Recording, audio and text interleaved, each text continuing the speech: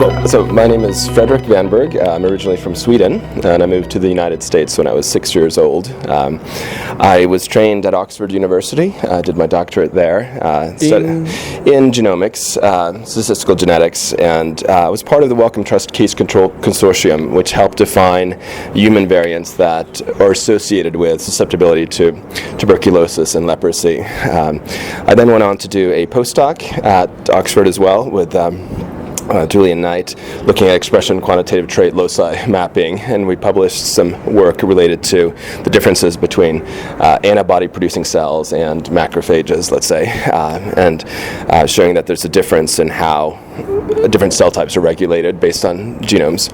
I started as a faculty member at Georgia Tech in 2011. Mm-hmm. And we're primarily focused on genomics of infectious diseases, so mainly looking at the pathogens. So we have active collaborations with the Centers for Disease Control, looking at malaria, tuberculosis, and mycology, fungal diseases. And so we're basically, most of my lab is coding, creating new code, new applications to better study the genomics of infectious diseases, looking at strain typing, coming up with computationally more efficient approaches to actually look at, let's say, metagenomic samples.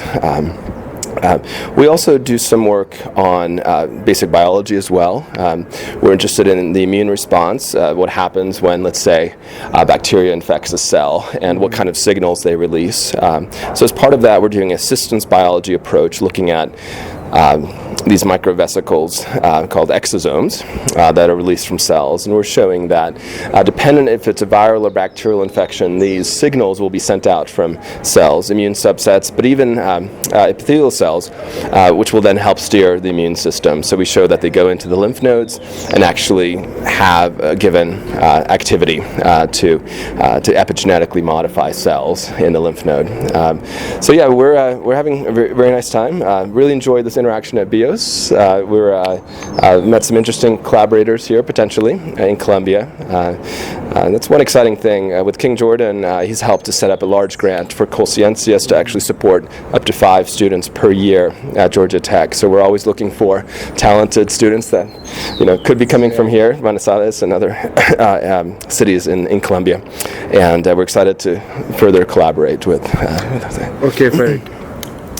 Why, in the first place, do you want to become a scientist? Sure. I was just fascinated by how nature works. I remember in biology classes going out and actually looking at we would do these hikes up in the mountains, and actually fascinated by how all the ecosystems work together.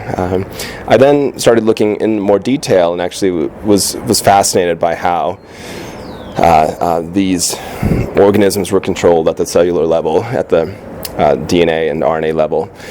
So I started doing some honors classes there, even as early as high school, and then went on to meet some amazing mentors. So I worked with Gilberto Ruano during my undergraduate days.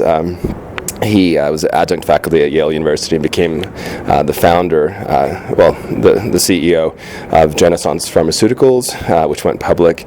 I had the opportunity to work with Max Essex after that at the Harvard School of Public Health, who won the Lasker Prize for co-discovery of HIV. So I've been incredibly fortunate to kind of meet mentors along the way that have helped to inspire me to keep going in science, and eventually it led me to Oxford, where I worked with Adrian Hill. So Adrian Hill is known for, he's actually a faculty member, professor of human genetics, but he's known for vaccine design. So he's working on malaria, TB vaccines. He published an article this year, I'm very proud of him, with a leading Ebola vaccine candidate. So it was published in New England Journal of Medicine. And so these amazing mentors have actually really helped develop me. So science is very collaborative, and I've been incredibly fortunate just to be in the right situations. That's very interesting. So you're working in a really amazing field that's genomics, genomics engineering, and all that kind of stuff. Yeah. Punctually, what are you working on at this moment? Yeah, so right now I'm trying to build the genomics capacity at Georgia Tech. So they made me the director of the kind of genome center at Georgia Tech. We're trying to build this out. We're really excited about making these things accessible for anybody around the world. So a lot of initiatives are doing this, but I think I'm kind of uniquely suited to help in that process. And so, for example, we did a project now in Panama defining the mutation involved in dilated cardiomyopathy for a case series. It was first defined, I believe, in 1988 by Dr. Mota, who's now actually meeting with him on Monday. He became more or less the science director, research director of Panama now. And so, but within 5 days, we had defined this mutation that had eluded the researchers for all of those years since 1988. And it was done in 5 days, along with a Panamanian MD PhD student. So these things are becoming a lot more simple. It's happening, but we're trying to make things open source, and we're trying to.